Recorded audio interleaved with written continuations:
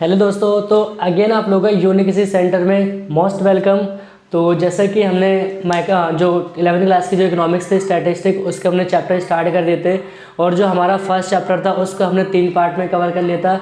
और जो हमने सेकंड चैप्टर में मैंने आपको बता रखा है, अगर आप में से किसी बच्चे ने नहीं देखी है फिर हमारे चैनल में फर्स्ट टाइम विजिट करा, तो आप सभी लोगों का मोस्ट वेलकम कि हमारे चैनल पर आए हैं। तो आप प्ले लिस्ट में जाके पहले इस सेकेंड चैप्टर के फर्स्ट पार्ट को आप देखिए वहाँ पर। तो उसमें मैंने आपको स्पेशली आपको इंट्रोडक्शन दिया था कि जो मतलब आंकड़ों के सोर्स कौन कौन से होते हैं, मतलब आंकड़ों के स्रोत, जैसे मैंने प्राथमिक स्रोत, द्वितीय स्रोत, और फिर उसमें एक क्वेश्चन मैंने 4 नंबर का करवाया था कि प्राथमिक और द्वितीय आंकड़ों में क्या डिफरेंस होता है। बट इस वाले पार्ट में हम क्या देखेंगे, तो वो लोग आप वीडियो में आगे का देखिएगा।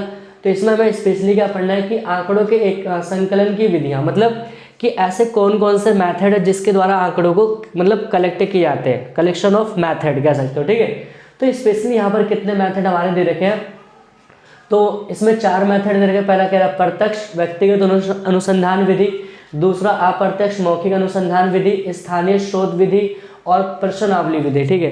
तो ये हमें चारों टॉपिक को कवर करना है। बट इसमें एक सबसे इम्पोर्टेंट बात ये है कि मैं इस वीडियो में आपको चारों कवर नहीं करवा सकता, क्योंकि थोड़ा सा वीडियो लेंथी रहेगी, इसलिए मैंने इस वीडियो को शॉर्ट में रखा है। तो इसमें हम स्पेशली क्या पढ़ेंगे, इस मेथड को ही कवर करेंगे, और बाकी जो 3 मेथड है वो हम आने वाले जो नेक्स्ट पार्ट होगा, मतलब कि आपका जो 3rd 4th जो पार्ट होंगे उसमें बाकी 3 मेथड को कवर करेंगे। तो अब हम चलिए देखते हैं यहाँ पर कि प्रत्यक्ष व्यक्तिगत अनुसंधान विधि क्या होती है और इसकी क्या सुटेबिलिटी होती है, और इसके मेरिट और डीमेरिट को देखेंगे, जो कि एग्जाम में बहुत बहुत इंपॉर्टेंट क्वेश्चन होता है।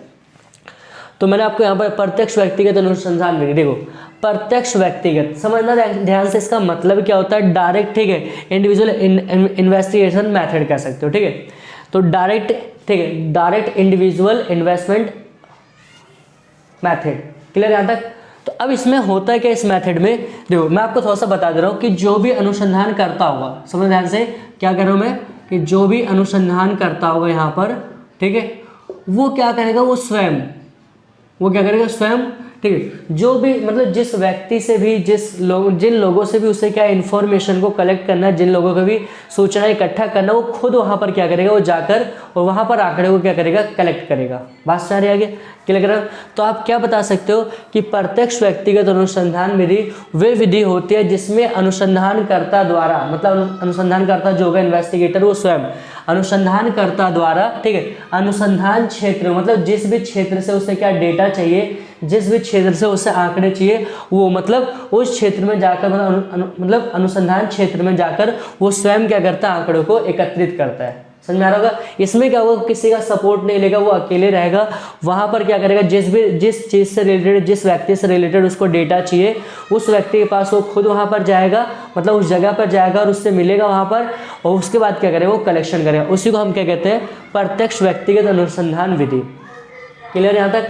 अब देखिए फिर उसके बाद कह रहा है कि अगर इस विधि को हमें क्या सुटेबल बनाना है, सुटेबिलिटी का मतलब कि ये विधि कैसे उपयोगी हो सकती है। बात समझिए, क्या लिखा मैंने, उपयुक्तता, इसका मतलब कहता है सुटेबिलिटी, ये विधि कैसे, क्योंकि क्वेश्चन यहाँ से आपके 3 नंबर के पूछा गया, या तो आपके डेफिनेशन, या तो उसकी सुटेबिलिटी, या तो आपसे उससे कहेगा मेरिट और डीमेरिट बताइए, ठीक है। आप लोगों को दिख रहा होगा, ठीक है। अभी आप लास्ट में इसका स्क्रीनशॉट ले लेना और आप इसको कॉपी वगैरह में नोट डाउन भी कर लेना, और फिर एक बार आपको रिविजन मारनी है, और बाकी फिर क्या आपको याद रहेगा, और बाकी आपके शर्त तो है आपके साथ, उसके टेंशन लेने की जरूरत नहीं है, ठीक है।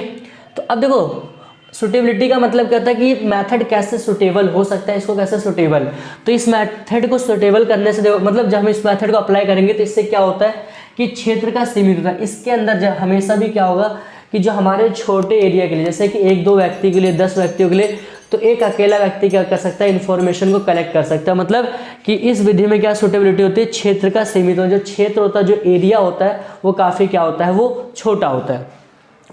आंकड़ों की मौलिकता का जरूरी होना, मतलब अब देखो जब आप इस विधि को फॉलो करोगे तो उस विधि के द्वारा जो भी आप मेथड को, मतलब जो भी आप डेटा को कलेक्शन करोगे, तो उन आंकड़ों में क्या होनी चाहिए, एक ओरिजिनलिटी होनी चाहिए, मतलब आंकड़ों का सुटेबल होना कंपल्सरी है।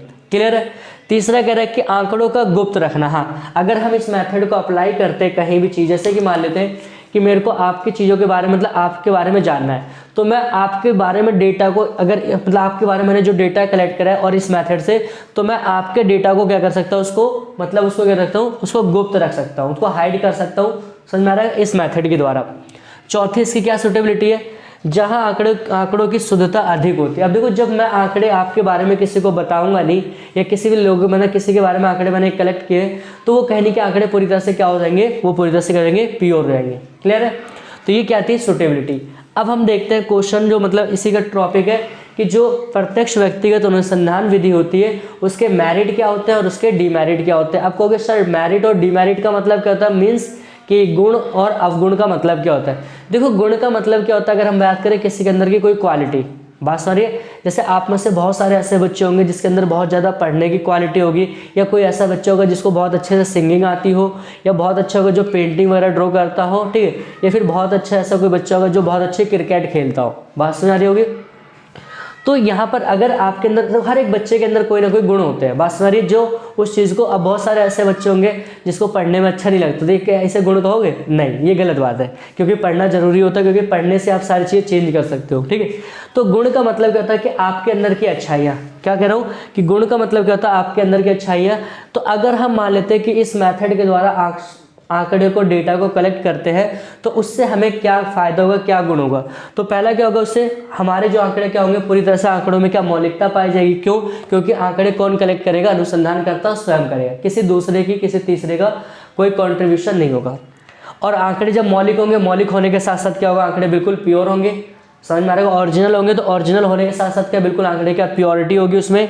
और जब देखो कोई चीज़ आंकड़े प्योर होंगे, अगर मैंने आपके बारे में इन्फॉर्मेशन कलेक्ट किए, तो आंकड़ों पे मैं क्या ट्रस्ट कर सकता हूँ, रिलायबल होंगे वो। ऑफकोर्स ऑब्वियस सी बात है कि वो क्या होंगे, आंकड़े बिल्कुल, मतलब उस पर हम क्या कर सकते हैं कि रिलायबल होंगे, मतलब वो विश्वसनीय होंगे, हम उसके ऊपर ट्रस्ट कर सकते हैं। समझ में आ रहा होगा? और लोशील होगा। लोशील का मतलब क्या है, अगर मैं आपके यहाँ पर पर्सन, आपके यहाँ पर आंकड़े इकट्ठे करने आ रहा हूँ आपके रिलेटेड, आपके बारे में, तो मैं यहाँ पर क्या रहूँगा, पूरी तरह से क्या इंडिपेंडेंस रहूँगा कि आपसे मैं 10 क्वेश्चन भी पूछ सकता हूँ, आपसे मैं 5। मतलब ये मेथड क्या होता है, काफ़ी क्या सा फ्लैक्सिबल होता है। फ्लैक्सिबल का मतलब कि जो अनुसंधान करता होता है उसके द्वारा जो क्वेश्चंस होते हैं वो बढ़ाए या घटाए जा सकते हैं। मतलब कि अगर मेरे को लगे कि नहीं आप ज़्यादा नहीं बता सकते, तो मैं क्वेश्चन की जो क्वांटिटी कम डालूंगा। अगर लगेगा हाँ और क्वेश्चन पूछा, मैं उसकी क्वांटिटी को बढ़ा सकता हूँ। तो इसी प्रोसेस को हम कहेंगे लोशील। आप कह सकते हो कि ये विधि काफ़ी क्या होती है, लोशील होती है। क्यों? क्योंकि इसमें प्रश्नों को हम क्या कर सकते हैं, बढ़ा घटा सकते हैं। बट अब देखो, हर एक चीज़ की अच्छाइयाँ नहीं। अब जैसे मैंने क्या कहा कि हमारे में कुछ ना कुछ अच्छे गुण होते हैं, लेकिन कुछ ना कुछ क्या होता है, हमें कुछ कमियां भी होती है। चाहे आप हो, चाहे कोई भी हो, चाहे कोई वस्तु, हर एक चीज़ में क्या होता है, उसकी अच्छाइयाँ होती है और उसकी और बुराइयाँ कहते हैं। लेकिन हमें क्या करना चाहिए, हमें अगर दूसरे के अंदर अच्छाइयाँ देखना आ गया, तो हम अपने अंदर भी अच्छाइयाँ देख सकते हैं। तो हमेशा याद रखना, कभी भी दूसरे की बुराई बिल्कुल नहीं करनी चाहिए और कभी भी दूसरे की कमियों को नहीं निकालना चाहिए। समझ आ रहा होगा? क्यों? क्योंकि आप उसके बारे में मतलब अच्छा देखोगे तो आपको अच्छा फील होगा, तो कहीं नहीं खुद के अंदर आपको सारी चीज़ें अच्छी दिखाई देंगी। ये चीज़ याद रखना। अब देखो यहाँ पर क्या है कि जो इस मेथड के हम क्या कमियाँ देखते हैं, ये मेथड के क्या क्या डीमेरिट्स होंगे, बड़े क्षेत्रों के लिए अनुपयुक्त है। सिंपल ही बात है। अब सोचिए, एक अकेला व्यक्ति, ठीक है, कहाँ से आंकड़ा है, जैसे कह रहा हूँ कि मैं उसको दिल्ली का इकट्ठा करना है, ठीक है, या मानते कि मैं, जैसे कि मैं कह रहा हूँ कि आपके किसी, जो बच्चे वीडियो देख रहे हैं, मैं आपके किसी एक बारे में आंकड़े इकट्ठा, अगर मैं अगर जितने लोग मेरी वीडियो देख रहे हैं, क्या मैं सभी के बारे में डेटा कलेक्ट कर सकता हूँ? नहीं, पॉसिबल ही नहीं है। क्यों? क्योंकि वहाँ पर मेरे को बहुत ज़्यादा एफर्ट्स करने पड़ेंगे, बहुत ज़्यादा क्या होगा, और शायद मे भी वहाँ पर तबीयत वगैरह भी खराब हो सकती है। रीज़न यही है। क्यों? तो इसीलिए क्या होता है, इसमें कमी क्या है कि जो इस मेथड को हम कोई बड़े एरिया के लिए क्या कर सकते हैं, ये सूटेबल नहीं हो सकती है। तो बड़े क्षेत्रों के लिए उपयुक्त ना होना। दूसरा क्या है, व्यक्तिगत पक्षपात, इंडिविजुअल बायस हो सकते हैं। बिल्कुल। आपको क्या बायस मतलब क्या होता है, पक्षपात का मतलब क्या होता है? देखो, पक्षपात का मतलब कि कह सकते हो भेदभाव। बात सुना रही है? भेदभाव होता है। तो भेदभाव कैसे होता है, जैसे कभी कभी होता है कि आपने घर में देखा होगा कि आपके मान लें कि पिताजी या फिर मम्मी जी, ठीक है, तो आप जो आपके घर में छोटे भाई या बहन हो, तो अब होता क्या है कि उन्होंने क्या चॉकलेट वगैरह लेके आई या फिर कुछ और आइटम लाइक खाने वाली, तो अब हुआ क्या कि आप बड़े थे, आपके हिस्से में कम है, बाकी छोटे भाइयों ने क्या कर लिया, ज़्यादा लिया, तो आपको थोड़ा सा हर्ट होता है। बिल्कुल होता है। ठीक, अब आप होता है कि छीन भी लेते हो। ठीक है, तो यहाँ पर क्या होता है कि अब सोचो, तो कहने के आपके मम्मी पापा के क्लोज कौन है ज़्यादा, आपके छोटे भाई बहन। तो सेम क्या होता है कि यहाँ पर बायस कैसे हो सकता है कि जो अनुसंधान करता है, अगर वो जिस व्यक्ति से रिलेटेड आंकड़े कलेक्ट कर रहा है, अगर वो व्यक्ति मतलब इन्वेस्टिगेटर को जानता है, उनके बीच में कोई ना कोई रिलेशन होता है, ठीक है, तो कहने की वहाँ पर क्या सकता है, अनुसंधानकर्ता द्वारा क्या कर जा सकता है, वहाँ पर भेदभाव किया जा सकता है। ठीक है, अगला पॉइंट कह रहा है अधिक खर्चीली। अब वाली बात हो रही है कि जितने बच्चे मेरी वीडियो देख रहे होंगे, तो अगर मैं सभी बच्चों के घर पे जाऊंगा तो मेरे को ज़्यादा पैसा लगेगा, मेरा ज़्यादा टाइम लगेगा। पास में आ रही है और मेरे को ज़्यादा मेहनत करनी पड़ेगी। तो ये विधि क्या होती है, अधिक खर्चीली होती है। और लास्ट का सीमित क्षेत्र। सीमित क्षेत्र का मतलब क्या होता है कि इसमें बहुत बड़े क्षेत्रों के बारे में हम स्टडी नहीं कर सकते। इसका जो एरिया होता है, इसका एरिया वाइड क्या होता है, काफ़ी शॉर्ट होता है। तो आप लोग कमेंट करके बताइए कि आपको वीडियो कैसी लग रही है। अगर आपको वीडियो अच्छी लगी तो आप उसके लिए क्या करिए, बस एक लाइक का बटन दबा दीजिए और अपने दोस्तों के बीच में शेयर करवा दिए चैनल, और उसको सब्सक्राइब भी करिए। So thanks for watching this video.